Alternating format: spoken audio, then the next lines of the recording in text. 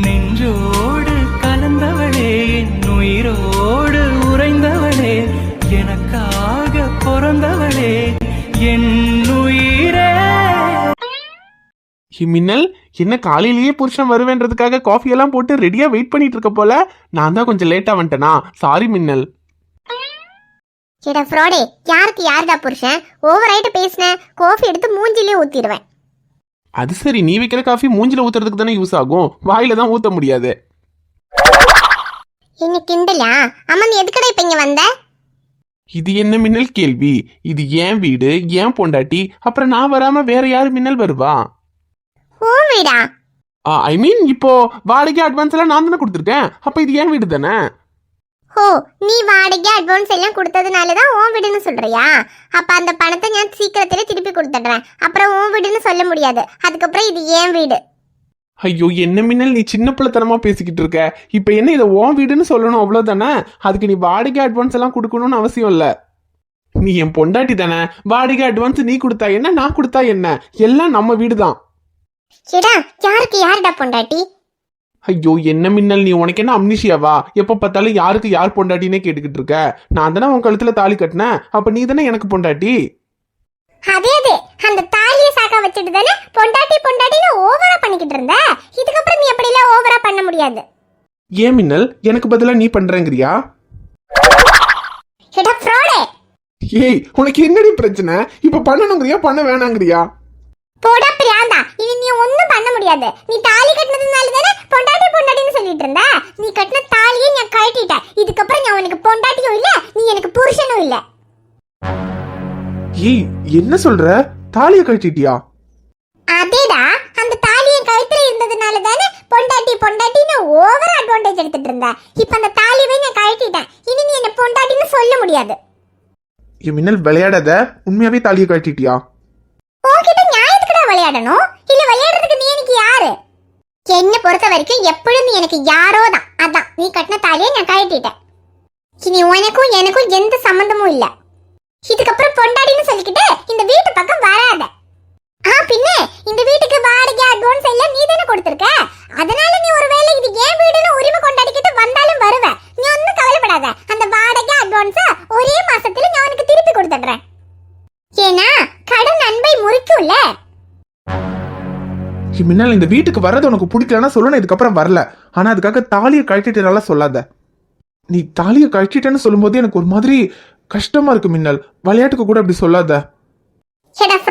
இந்த மாதிரி சீரியஸான விஷயத்துல எல்லாம் விளையாடுறது உன்னோட பழக்கம். எனக்கு அந்த மாதிரி பழக்கம் இல்ல.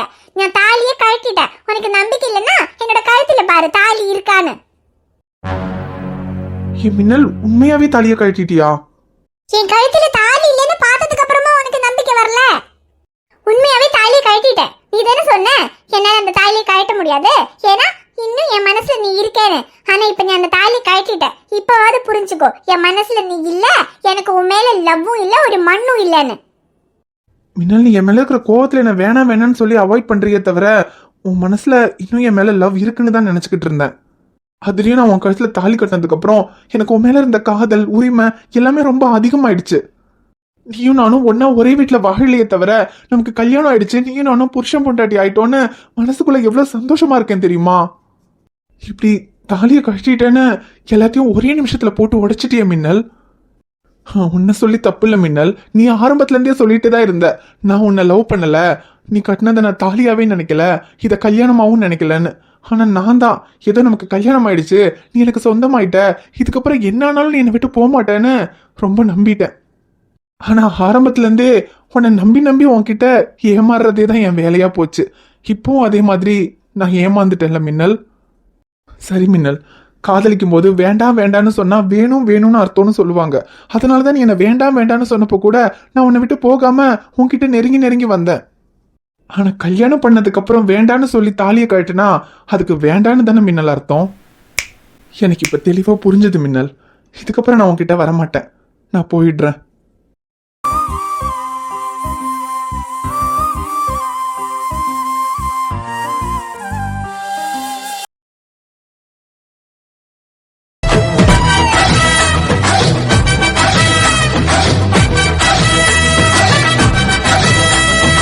எப்படி எப்படி தாலியை கழட்டிட்டேன் போடான்னா உடனே நானும் அதை நம்பிட்டு ஃபீல் பண்ணிட்டு அப்படியே போயிருவேனா?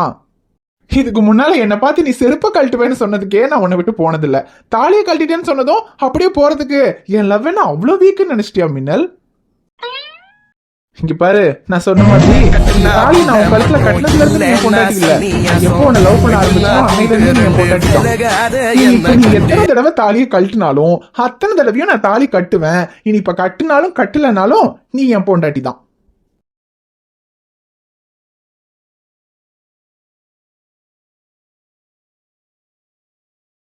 அப்புறம் நான் கூட நீ நல்லா படிக்கிற பொண்ணு கொஞ்சம் புத்திசாலியா இருப்பேன்னு நினைச்சேன். ஆனா என்ன விரட்டுறதுக்கு போயும் தாலியை கழட்டிட்டேன்னு ஒரு மொக்கையான பிளான் போட்டிருக்க பத்தியா? ஆனா நீ போட்ட பிளான் இப்படி ஊசி போயிருச்சே மின்னல். அப்புறம் நீ தாலியெல்லாம் ஒன்னும் கழட்டி இருக்க மாட்டேன்னு எனக்கு தெரியும். நீ நம்பியாலும் சரி இல்லைங்களும் சரி, நான் தாலியை கழட்டிட்டேன். என் கழுத்துல தாலி இருக்கா? கழுத்துல தாலி இல்ல சரி, தாலியை கழட்டி இருந்தா தாலி கையில இருக்கணுமே. எங்க காட்டு காட்டு மின்னல் தாலிய. എന്തിന് ഞാൻ ഉനക്ക് താലിയെ കാട്ടണം? താലിയെ ഞാൻ കഴറ്റിട്ടேன், அதை ഞാൻ பத்திரமா எடுத்து வச்சிருக்கேன். அதெல்லாம் நான் உனக்கு காட்டணும்னு எந்த அவசியமும் இல்ல. நான் தாலியை கழட்டிட்டேன், அவ்வளவுதான். ஓ அப்படியா? சரி மின்னல், அந்த தாலி எங்க பத்திரமா இருக்குன்னு எனக்கு தெரியும். அது அங்கேயே பத்திரமா இருக்கட்டும். என்னாலதான் முடியல, தாலியாவது பத்திரமா இருக்கட்டும். கொடுத்து வச்ச தாலி. ஐ மீன் அதான் உன் கூட இருக்கிறதுக்கு எனக்கு தான் கொடுத்து வைக்கல, அந்த தாலிக்காவது கொடுத்து வச்சிருக்கே, அதான் சொன்னேன்.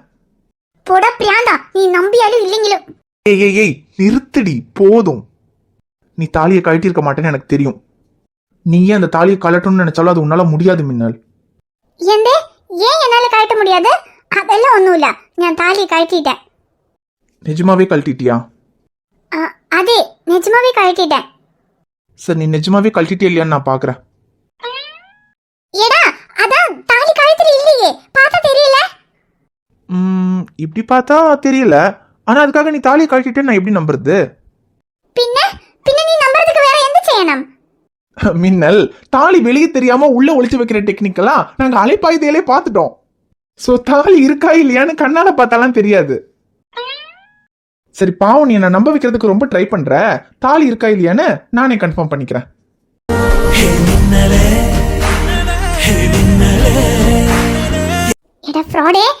என்ன பண்ண போற? இரு மின்னல், தாலி இருக்கா இல்லையான்னு கன்ஃபார்ம் பண்ணணும்ல. டேய், எனக்கு ஆப் கன்ஃபார்ம் பண்ணிட்டு இங்க நீ என்னடா கன்ஃபார்ம் பண்ணிட்டு இருக்க? ஷோ என்ன முட்டைகோஸ் நீ? ஏன்டா ரைமிங் ஏதோ தப்பா பேசிட்டேனா?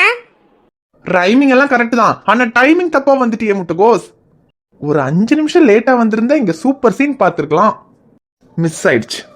டேய், இங்க அந்த ஹவுஸ் ஓனர் கிளவியால என் இமேஜே மிஸ் ஆயிடுச்சு நான் ஃபீல் பண்ணிக்கிட்டு இருக்கேன். நீ என்னடா மிஸ் ஆயிடுச்சுன்னு டார்ச்சர் பண்ணிக்கிட்டு இருக்க ராஸ்கல். ஏன் முட்டைகோஸ், அந்த ஹவுஸ் ஓனரே ஒரு பேக்கு, எது சொன்னாலும் நம்போ. அது ஒண்ணே என்ன டென்ஷன் பண்ணிச்சு? அட நீ வேறடா அன்பு, நான் ஹாஸ்டல்ல இருக்கும்போது எந்த வேலையும் செய்யாம ஜாலியா தின்னுட்டு தூங்கிட்டு நிம்மதியா இருந்தேன். இப்போ உங்க ரெண்டு பேரோட பஞ்சாயத்தால ஹாஸ்டல் விட்டு வெளிய வந்து இங்க இந்த ஹவுஸ் ஓனர் கிளவி கிட்ட மாட்டிக்கிட்டேன். அந்த கிளவி என்னடானா வாச கூட்டுங்குது, கோலம் போடுங்குது, தண்ணி புடிங்குது, என்னலாமோ எனக்கு வேலை சொல்லிக்கிட்டு இருக்கு.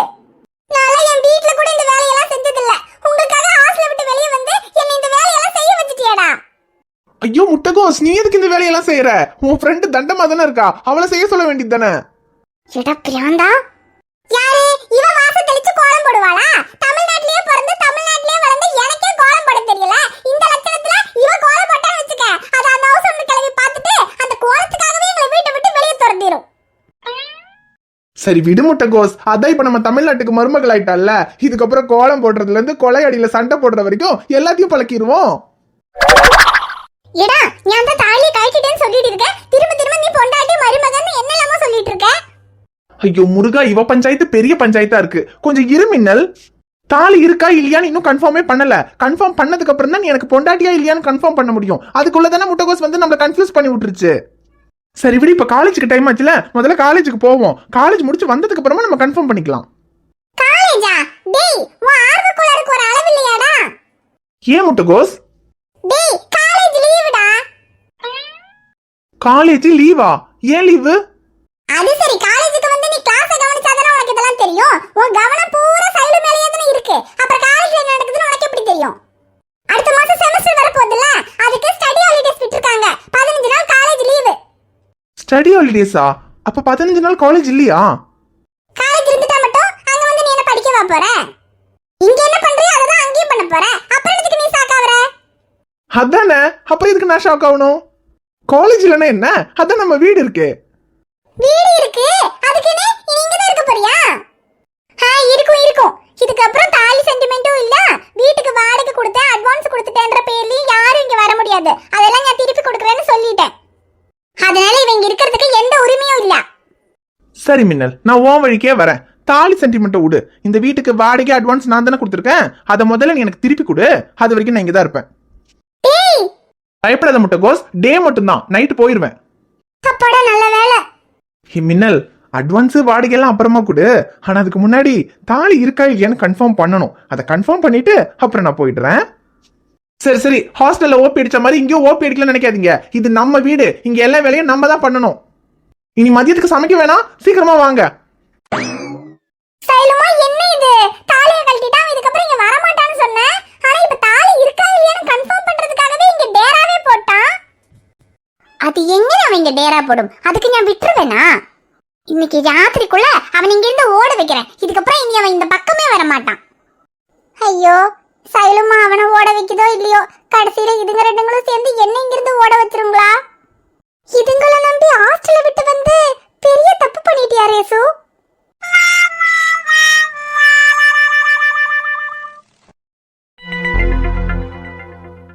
மாமா, வாப்பா கதிரு, உனக்காவது இங்க வரணும்னு தோணுச்சு. எங்களுக்கெல்லாம் ஒன்னும் இங்க வரக்கூடாதுனால இல்ல மாமா. நாங்க எல்லாரும் ஒன்னா இருக்கணும்னு தான் நினைக்கிறோம். ஆனா நீங்க தான் அப்படி நினைக்கல. ஆமாப்பா, நாங்க தான் அப்படி நினைக்கல. அதனாலதான் இப்ப யாரும் இல்லாம நாங்க தனியா இருக்கோம். நீங்க தனியா இருக்கிறதுக்கு காரணம் நீங்க தான் மாமா. எல்லா இடத்துலயும் ஒண்ணு பிள்ளைங்க தான் பெத்தவங்களை புரிஞ்சுக்காம தனியா வீட்டை விட்டு வெளியே அனுப்புவாங்க. இல்ல வீட்டுக்கு வந்த மருமகனோ இல்ல மருமகளோ தான் அவங்களை புரிஞ்சுக்காம தனியா அனுப்பி கஷ்டப்படுத்துவாங்க. ஆனா உங்க விஷயத்துல உங்க பொண்ணும் சரி உங்க மருமகனும் சரி, நீங்க எப்பவும் அவங்களோட ஒன்னா இருக்கணும்னு தான் நினைக்கிறாங்க. ஆனா நீங்க தான் அவங்க கூட ஒன்னா இருக்காம இப்படி தனியா இருந்து கஷ்டப்படுறீங்க. அதுக்கு யாரு என்ன பண்ண முடியுமாமா? நீங்க தனியா கஷ்டப்பட்டதுக்கு முழுக்க முழுக்க காரணம் நீங்க மட்டும்தான்.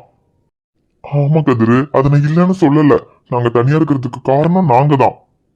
எங்க பொண்ணு எங்களை விட்டுட்டு அவ புருஷன் குடும்பம் தான் முக்கியம்னு அங்கேயே போயிருவாளோ, எங்களை கண்டுக்க மாட்டாளோங்கிற பயத்துலதான் எங்க பொண்ணு எங்க கூடயே இருக்கணுங்கிறதுக்காக அப்படியெல்லாம் பண்ணோம்.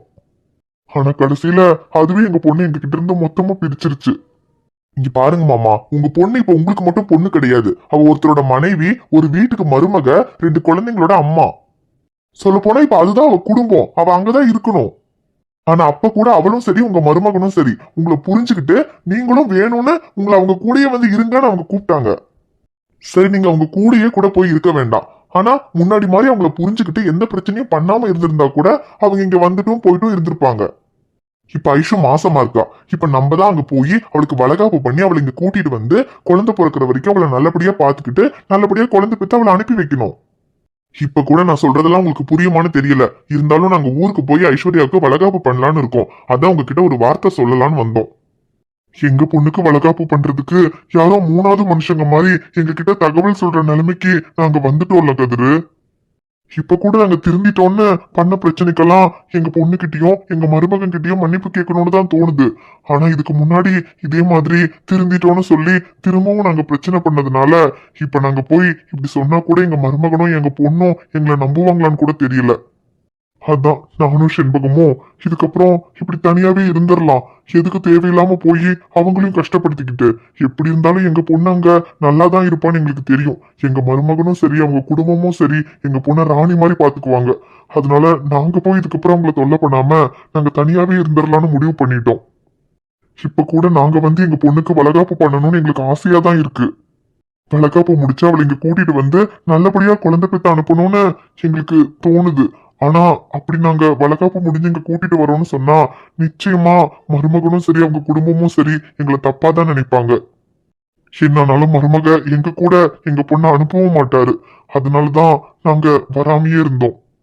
நாங்க வரலனாலும் பரவாயில்ல, அவளுக்கு கல்யாணத்துல இருந்து எல்லா விஷயத்திலயும் அப்பா அம்மாங்கிற ஸ்தானத்துல நீங்க 2 பேரும் தான் இருந்து எல்லாத்தையும் பண்ணிருக்கீங்க. இந்த வளகாப்பையும் நீங்க 2 பேரே போய் நல்லபடியா பண்ணிட்டு வந்துருங்கப்பா. ஆமா கதிரு, நாங்க வந்தாலும் நிச்சயமா ஐஸ்வர்யா சந்தோஷப்பட மாட்டா. எங்க மேல கோவம் தான் படுவா. அதனால அவளை வந்து கோவப்படுத்துறதுக்கு எங்களுக்கு விருப்பம் இல்லை. நாங்கள் அங்கே வரலனாலும் எங்கள் ஆசீர்வாதம் என்றைக்குமே எங்கள் பொண்ணுக்கு இருக்கும். பெரியம்மா, நீங்க இவ்ளோ வருத்தப்பட்டு பேசும்போதே இப்போ உங்க மனசுல எந்த தப்பான எண்ணமும் இல்லைன்னு தெரியுது. அப்புறம் வளகாப்புங்கிறது ஒரு பொண்ணோட வாழ்க்கையில ரொம்ப முக்கியமான விஷயம். அதுக்கு பெத்த அம்மா அப்பா கூட இருக்கணும்னு எல்லா பொண்ணுங்களும் ஆசைப்படுவாங்க. வளகாப்பு சமயத்துல அம்மா அப்பா கூட இல்லைன்னா எவ்வளோ கஷ்டமா இருக்கும்னு எனக்கு தெரியும். அந்த கஷ்டத்தை எனக்கு கொடுக்க கூடாதுன்றதுக்காக தான் என் வளகாப்பு சமயத்துல காணாம போன என் அம்மா அப்பாவை என் கதிர் மாமா கண்டுபிடிச்சு கொண்டு வந்து சேர்த்தாரு. ஆனா ஐஸ்வர்யாவுக்கு அந்த நிலைமை இல்ல. அவளோட அம்மா அப்பா நீங்க இங்கதான் இருக்கீங்க. இங்க பக்கத்துல இருந்துமே அவ வளகாப்புக்கு நீங்க வரலன்னா நிச்சயமா அவ வருத்தப்படுவா. இல்லம்மா, இவ்வளவு ஆனதுக்கு அப்புறம் இதுக்கப்புறம் நாங்க அங்க வந்து நாங்க திருந்திட்டோம்னு சொன்னாலும் எங்க பொண்ணு எங்களை நம்ப போறது இல்ல. எங்க பொண்ணு மட்டும் இல்ல, வேற யாரும் நம்ப மாட்டாங்க. நான் நம்புறேன் மாமா.